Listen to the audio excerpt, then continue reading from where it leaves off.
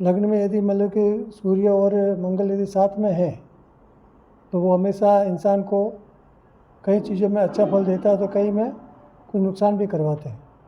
अच्छा फल क्या होता है, जैसे यहाँ पर होने से मतलब एक तो वो जातक जो होगा जिसकी कुंडली में लग्न भाव में सूर्य और मंगल है तो उसको साहसी बनाता है।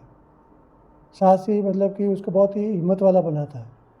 उसमें बहुत ही मतलब जो जिगर के काम जो होते हैं ना वो ऐसे लोग हमेशा करते रहते हैं। उनमें आत्मविश्वास बहुत ही प्रबल होता है। तो ऐसे लोग हैं, जैसे अभी ये रहा कि भाई ये किस कार्य में सफल हो सकते हैं, तो ऐसे लोग मतलब कि जैसे सेना के कार्य है, पुलिस में है या उच्च पद है, आईएएस की है, और भी सरकारी जो भी उच्च पद होते हैं उनमें यदि वो पढ़े लिखे हैं तो उनमें उनको हमेशा कोशिश करनी चाहिए। प्रतियोगी परीक्षाओं में उनको ऐसे लोगों को भाग लेना चाहिए तो इनमें उच्च स्थिति प्राप्त हो। या पत्रकार है, जैसे हमने पत्रकारिता में जो भी टीवी में जो भी काम करते हैं, एंकर है या खोजी पत्रकारिता है, तो ऐसे क्षेत्रों में भी इनको, और दूसरा भूमि भवन निर्माण के कार्यों में भी है तो इनको अच्छा लाभ मिल सकता है।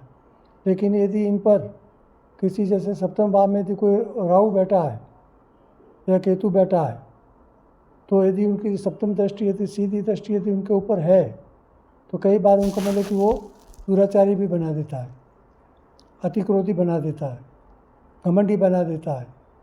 तो ये सब चीज़ें ध्यान रखनी। झगड़ालू है, आतताई प्रवृत्ति के हैं क्या, तो ऐसे लोग मतलब कि ये अच्छे परिणाम और इसके ये निष्परिणाम भी होते हैं। अब दूसरे भाव की बात, दूसरे भाव में हमेशा क्या मंगल को अच्छा नहीं माना जाता है, वो वहाँ मतलब अकारक हो जाता है। लेकिन सूर्य के साथ होने से उसको कुछ न कुछ लाभ तो उसको मिलेगा ही, ये पक्की बात है। तो वैसे भी धन स्थान माना जाता है दूसरा भाव। दूसरे भाव में सूर्य और चंद्र यदि है और किसी अच्छी राशि में, मान लो खुद की अपनी राशि में ही है, मेष या वृश्चिक राशि है, या सूर्य की मान लो सिंह राशि है, तो उसमें निश्चित रूप से उसको विभिन्न कार्यों से, ये जो मैंने प्रथम भाव में जो मैंने बताया, जैसे सरकारी पद है, उच्च अधिकारी है, या राजनेता है, या भूमि भवन निर्माण के कार्यों से है, तो प्राइवेट सेक्टर में भी यदि किसी ऐसे कार्य वो करेंगे तो उसमें ज़रूर उनको निश्चित रूप से लाभ मिलेगा। तीसरा भाव जो पराक्रम स्थान, मेहनत का स्थान जो माना जाता है, तो वो भी मतलब कि उन्हीं फलों में बढ़ोतरी जरूर करता है। हाँ, ये ज़रूर है किसी भी भाव में कि उसके मित्र क्षेत्रीय हो या शत्रु क्षेत्रीय होने के अनुसार उसका फल मिलेगा। यदि वो ग्रह किसी मित्र राशि में है तो अच्छे फल मिलते हैं, और शत्रु राशि में है तो कुछ फल कुछ न्यून हो जाते हैं, मतलब कम हो जाते हैं, लेकिन उसके फल मिलते ज़रूर है। तो तीसरे भाव में भी ये दोनों यदि साथ में होने से अच्छा ही फल मिलता है। चौथे भाव में वो माता का भाव और वाहन और भवन का स्थान माना जाता है। तो यहाँ मतलब कि कुछ सूर्य तो यहाँ अच्छा करता है, लेकिन मंगल यहाँ थोड़ा अकारक हो जाता है, मतलब यहाँ उसको उसके फल कुछ कमज़ोर हो जाते हैं। माता के साथ मतभेद है, वाहन की दुर्घटनाओं के योग भी बनते हैं, तो ये सब चीज़ें ध्यान रखने की। पंचम भाव में यदि सूर्य और मंगल है तो सूर्य के कारण मतलब कि यहाँ पे कुछ मतलब अपुत्र, मतलब कि संतान संबंधी कुछ भी चिंताएं मतलब यहाँ ज़रूर रहती है दोस्तों। तो इस चीज़ का हमेशा ध्यान रखना चाहिए। संतान का विलम्ब से होना है या विद्या अपूर्ण रहना है। जैसे कई बार क्या होता है कि इंसान की मतलब कि परिस्थिति ऐसी हो जाती है कि वो पूर्ण शिक्षा नहीं कर पाता है। तो कई बार जैसे शिक्षा अधूरी छूट जाती है, कॉलेज गए और किसी कारण में पारिवारिक परिस्थितियाँ ऐसी और भी किसी कारण से मतलब वो पूरी अपनी शिक्षा अपूर्ण रह जाती है। अब छठा भाव हमेशा दोस्तों क्या है, जैसे कि पहले बताया गया है, रोग, शत्रु और कर्ज का भाव है। तो छठे भाव में सूर्य और मंगल यहाँ का मतलब कि कारक कहा जाता है। जैसे हमेशा किसी भी व्यक्ति के सर पे यदि कर्ज होगा तो मंगल के कारण ही होता है। तो यह छठे भाव में उसको व्यसनी बना देता है, गुप्त रोगी भी बना देता है, कामी भी बना देता है, दुराचारी भी बना देते हैं। ये दोनों वैसे पाप ग्रह है, लेकिन ये छठे स्थान में आने से और भी ज़्यादा मतलब कि इनके दुष्परिणाम सामने आ जाते हैं। अच्छे घर में होने से थोड़ी इनकी शुभता रहती है, तो जैसे छठे, 8वें, 12वें स्थान में आने से ही इनका मतलब कि जो दुष्प्रभाव होता है, इन ग्रहों का जो दुष्ट स्वभाव होता है वो प्रबल हो जाता है। तो छठे भाव में ये सब चीज़ें रहती है। अब रहा सातवां भाव। सातवां भाव स्त्री का भाव का, जैसे लड़की की कुंडली में पति का भाव है और पुरुष के कुंडली में स्त्री का भाव माना जाता है। तो यहाँ पे ये दोनों रहने से, वैसे एक चीज़ है दोस्तों कि मंगल किसी भी कुंडली में पहला भाव, चौथा भाव, सातवां भाव, आठवां भाव और 12वें भाव, द्वादश भाव में यदि है तो कुंडली मांगलिक मानी जाती है। तो ऐसे लोगों को हमेशा शादी करने से पहले, किसी भी लड़की के साथ संबंध करने से पहले वो दोनों कुंडली आपस में मिला लेनी चाहिए। दोनों मतलब कि एक ही कुंडली में होने चाहिए। सातवें भाव में यदि दोनों की मांगलिक कुंडली यदि दोनों मिल जाती है तो शादी करने में कोई तकलीफ़ नहीं है। लेकिन एक के घर में एक लड़का यदि मांगलिक है और लड़की मांगलिक नहीं है दोस्तों, तो शादीशुदा जीवन में हमेशा उथल पुथल मची रहेगी। तो इस चीज़ का हमेशा ख्याल रखें। जब भी किसी भी लड़के और लड़की के आपस में जो सगाई या वागदान करते हैं तो दोनों की कुंडलियाँ मिलाकर करने से अच्छा रहेगा।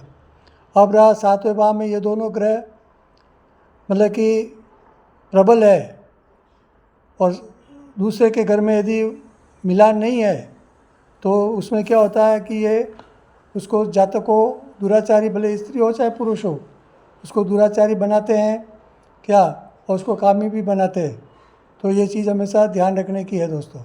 अब रहा आठवां भाव। आठवां भाव रोग और मृत्यु का, अल्पायु का भाव माना जाता है दोस्तों। तो यहाँ पे होने से क्या होता है, यदि मंगल और सूर्य की सीधी दृष्टि धन भाव में दूसरे स्थान में पड़ती है तो उसके वजह से क्या होता है कि कई बार इंसान को ये आठवें भाव में मंगल उसको रोगी बना देता है।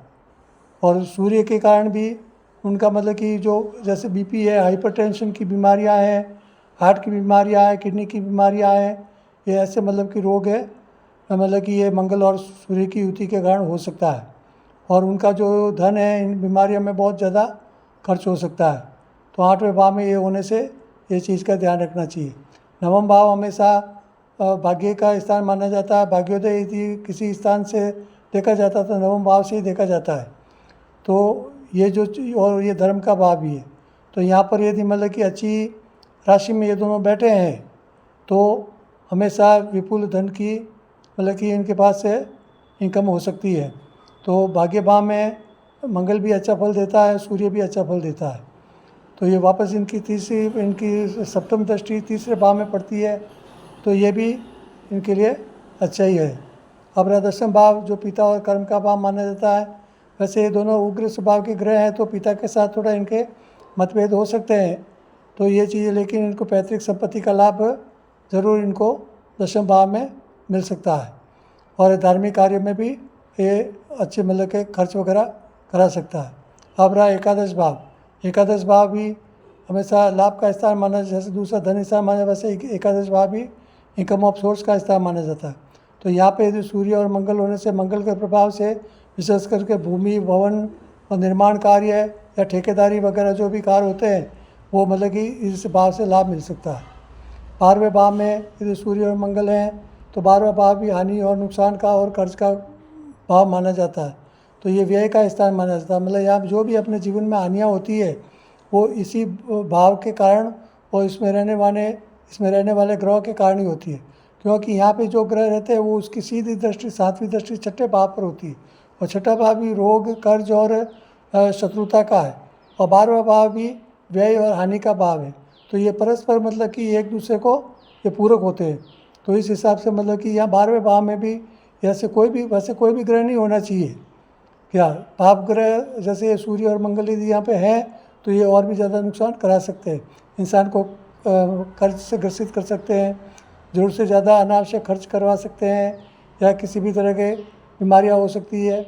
और दूसरा नेत्र विकार भी हो सकता है। विशेष करके जो अपने दाहिना नेत्र होता है उसमें सूर्य और मंगल के हिसाब से चोट या उसके कोई न कोई विकार इसमें हो सकते हैं दोस्तों। तो ये सब चीज़ें ध्यान देने की है। एक बात और कह देता हूँ दोस्तों, ये तो जो ज्योतिष के जो मूल सिद्धांत है उसके अनुसार मैं बता रहा हूँ। अब इसमें क्या होता है, यदि अच्छी राशि, बुरी राशि है या इनके शत्रु या मित्र भाव है तो उनके अच्छे फल और बढ़ भी सकते हैं और इसमें कम भी हो सकते हैं। ऐसा मंगल जैसे मकर राशि में उच्च का हो जाता है तो कर्क राशि में नीच का हो जाता। तो जहाँ जहाँ मंगल उच्च में आएगा, मकर राशि में रहेगा तो अच्छा फल देगा, और कर्क राशि में होगा तो उसका विपरीत फल हो जाता है। तो सूर्य भी जैसे मेष राशि में उच्च का होता है और तुला राशि में नीच का होता है। तो जहाँ जहाँ कुंडली में जहाँ जहाँ भी ये उच्च या नीच राशि में होते हैं, या मित्र क्षेत्र या शत्रु क्षेत्र होते हैं, तो उस हिसाब से फल उसका अच्छा या बुरा हो सकता है। तो ये सब चीज़ें ध्यान रखने की होती हैं, इसलिए आप अपनी कुंडली में देखिए कि आपकी कुंडली में इनकी क्या स्थिति है। दोस्तों, आज के लिए इतना ही। जय श्री कृष्ण, जय श्री राम, धन्यवाद।